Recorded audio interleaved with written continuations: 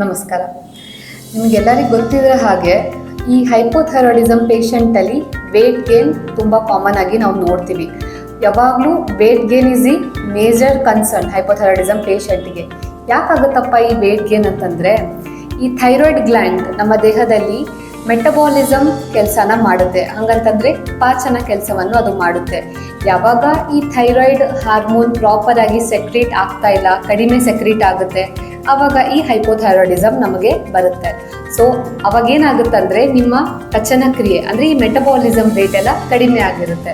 So ಅದು ಕಡಿಮೆ ಆದಾಗ ನೀವು ಊಟ ಮಾಡಿದ್ದು ಪ್ರಾಪರ್ ಆಗಿ ಡೈಜೆಸ್ಟ್ ಆಗಲ್ಲ. ಡೈಜೆಸ್ಟ್ ಆಗ್ಲಾರ್ದಾಗ ಟಾಕ್ಸಿಕ್ ಎಲಿಮೆಂಟ್ಸ್ ಆಗಿ ಫಾರ್ಮ್ ಆಗುತ್ತೆ. ಸೊ ಇದು ಕಂಟಿನ್ಯೂಸ್ ರೆಗ್ಯುಲರ್ ಆಗಿ ಒಂದು ಸೈಕಲ್ ಹಾಗೆ ಆಗಿ ವೇಟ್ ಗೇನ್ ನಿಮಗೆ ಆಗುತ್ತೆ. ಸೊ ನೀವು ಮುಂಚೆ ತಿರುವಂಥ ಪದಾರ್ಥಗಳೇ ನೀವು ತಿಂತಾ ಇದ್ರೂ ಬಿಕಾಸ್ ನಿಮ್ಮ ಈ ಮೆಟಬಾಲಿಕ್ ರೇಟ್ ಕಡಿಮೆ ಆಗಿದೆ, ಅದಕ್ಕೋಸ್ಕರ ನಿಮಗೆ ವೇಟ್ ಗೇನ್ ಆಗುತ್ತೆ. This is one of the major reason. Second reason, ಯಾರು ಈ ಹೈಪೋಥೈರಾಯ್ಡಿಸಮಿಂದ ಡಯಾಗ್ನೋಸ್ ಆಗಿದ್ದಾರೆ ಅವರಲ್ಲಿ ಏನಾಗುತ್ತೆ ಅಂತಂದರೆ ಈ ಕಫ ಮತ್ತು ವಾತದ ಇಂಬ್ಯಾಲೆನ್ಸ್ ಅವರಲ್ಲಿ ಆಗಿರುತ್ತೆ.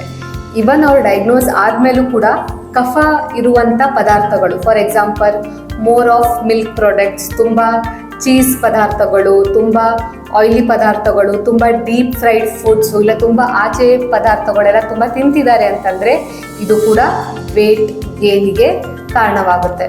ಸೊ ಇವೆಲ್ಲ ರೀಸನ್ಸಿಂದ ನಿಮಗೆ ಹೈಪೋಥೈರಾಯ್ಡಿಸಮ್ ಪೇಷಂಟಲ್ಲಿ ವೇಟ್ ಗೇನ್ ನಾವು ನೋಡ್ತೀವಿ.